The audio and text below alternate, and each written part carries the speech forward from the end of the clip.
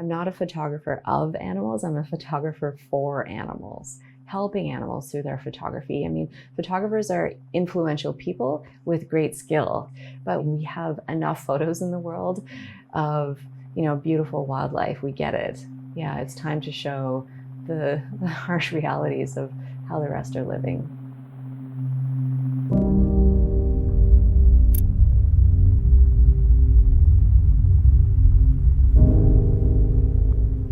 At the Turkish-Bulgarian border, all of the trucks from the EU are coming into Turkey to slaughter mostly male animals.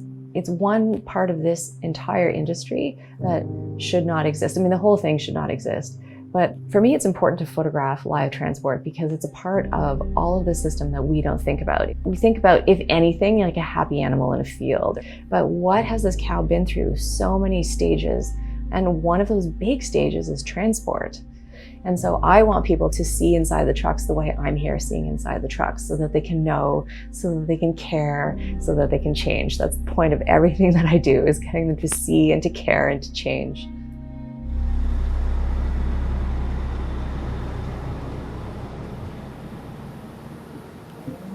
Hi, buddy. I'm sorry. Hi. Yeah, I know. You're thirsty.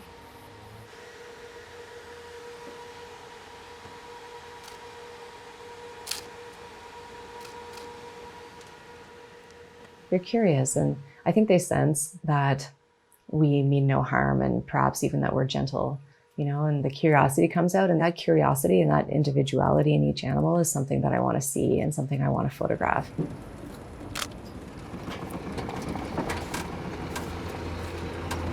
Oh, you're the pregnant heifers. A lot of pregnant cows are transported and they give birth sometimes in those trucks. And we met one of these calves who was born and basically left for dead. So Eyes on Animals got veterinary help for this calf, and it was pretty amazing to see Leslie going in there and bringing their own vet. So they are administering some fluids, I think possibly some antibiotics as well. She's very weak, very dehydrated, and it's just great that they are here doing this, like they could just not do this, but they are just hands-on as much as they can.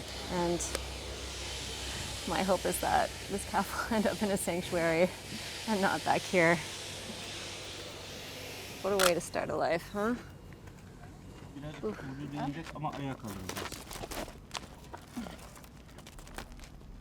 She's a little fighter. Is she boy or girl? Girl. No, boy. Little boy.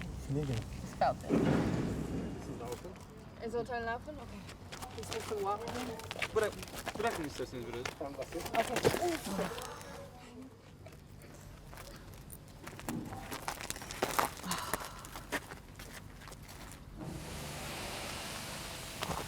Oh shit. It costs money to have a vet come, and the calf is not worth much money at all. So they're just taking a chance if the calf survives and grows, and they can eventually sell him for meat. And if he doesn't survive, okay, he doesn't survive, but why would you put money into a calf if it's just going to cost you money?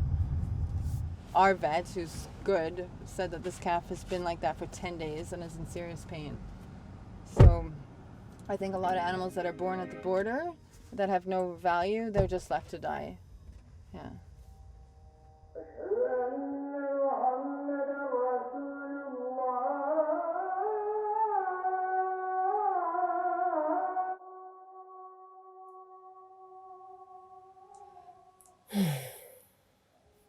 It's always a relief when images are nice and sharp. Luckily, there's no detail blown out here. I can bring that in. The whiskers are sharp. There's eye contact, and that's something I'm always looking for. And it's also important for the groups that I work with to have a clear ear tag in case there are violations. Hey guys, good we went in. There's 11 trucks with bulls all the way from Belgium. Anyhow, we're gonna now drive really fast and try to make it as short as possible. They're all parked, Okay. so we don't expect that they'll be out really quickly. Hey there, okay, thanks for the message.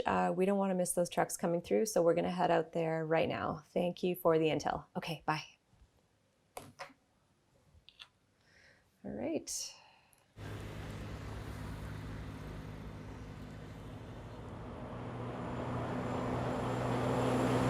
Let's see where these, oh, this is one of the Belgian trucks, I think. So I'm really interested in seeing this one because they've come a really, really long way.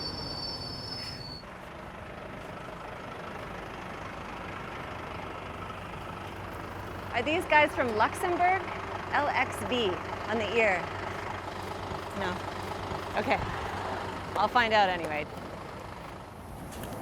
Because they're from Belgium, they're having a really, really long trip where they can't lift their necks properly and the water's not turned on.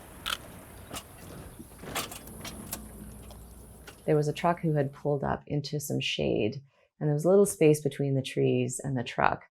And the cows were interested in this. They had their muzzles pressed to the caging and their tongues were reaching out for leaves. So this picture shows, you know, these horrible constructs, the jail, and then nature. And here's this innocent animal inside reaching for something natural. That's so sad. So it's a really exciting time to be part of the movement because it's growing so much. And then from my perspective, specifically with photography, filmmaking, we're seeing more of that in the mainstream. And that's where it needs to be. It doesn't need to be just, you know, on the Facebook pages of vegans. It needs to be in The Guardian. It needs to be in the New York Times. And we are seeing that worldwide now. When I started 10, 15 years ago, no one wanted these stories. And now we're seeing them everywhere.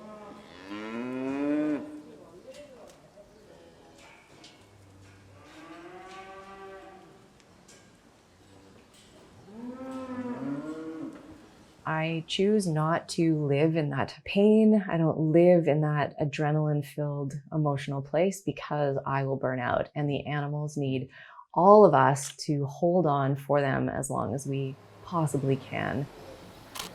Hey, buddy. They're nice. Yes, you're nice. I'm glad that they're here, that they have this temporary space, this temporary reprieve from the heat and the trucks. Kind of kills me though, you know, like, because when they get a minute of rest like this, it just doesn't really matter much because they're going to the same place anyway, right? Like they're just, it's still going to end badly for them.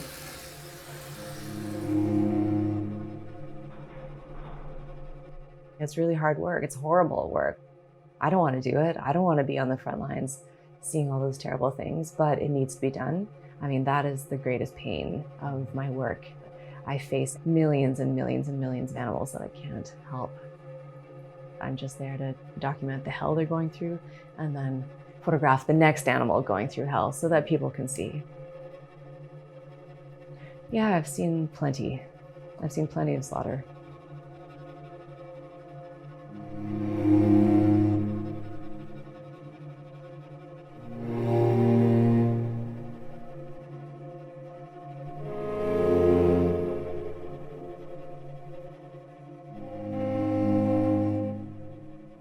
I imagine all those animals in line for slaughter, they're hoping that they will be singled out, you know, that someone will see their specialness, someone will see the beauty in them and like the life in them and see it as worthy, but we never do, right? And I face these animals when I photograph them being slaughtered and I see their value, their inherent value because they're alive and I can't help them. And it's horrible.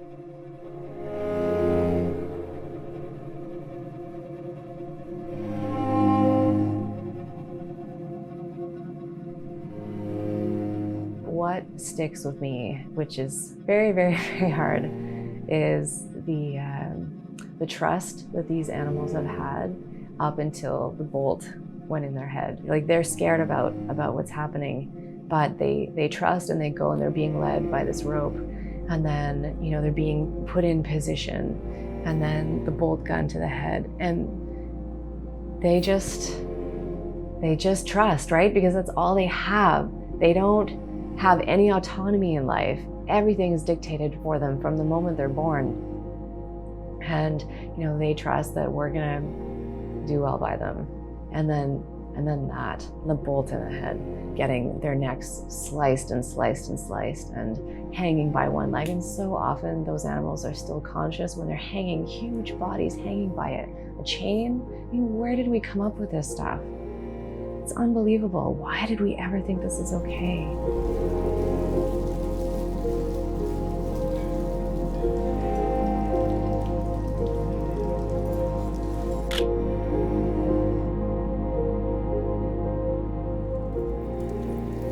Honestly, it's not the skinning and the dismembering and the decapitating that is the hard part. It's just seeing them conscious and trusting.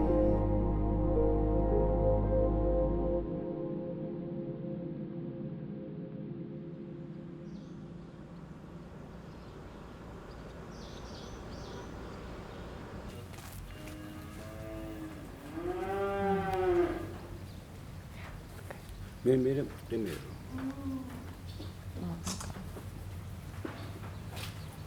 That's a good sign. Yeah. And she's standing still, which is good too. He's drinking from one of the cows that is lactating, that has a bit of milk in her udder. It could be her mother. We still don't know. They don't know. And that's a good sign. It means the treatment from the vet that we had come, I think, had a positive effect, because he seems a little bit better today. Even though this calf probably won't have a very good life here, and he'll be slaughtered, which is cutting the throat of an animal and bled out, fully conscious. The least you can do for an animal that's in pain is to try to help him get out of such excruciating pain. That's a moral obligation, and I think society would be a really sad society if we just let sentient beings suffer. That would be a horrible society. We're going back to Holland now, okay? Okay, But no keep problem. eyes on things, okay? No problem. Okay, thanks. No problem. Ciao, ciao.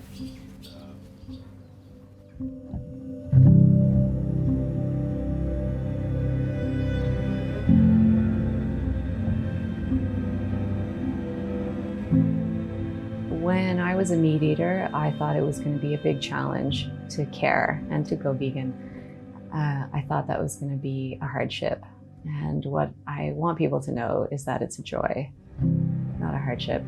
And it feels good intellectually, morally, spiritually. And I encourage people to try it out. You know, it's just leading with kindness, basically. That's what we all need to do, is lead with kindness, and that'll change the world.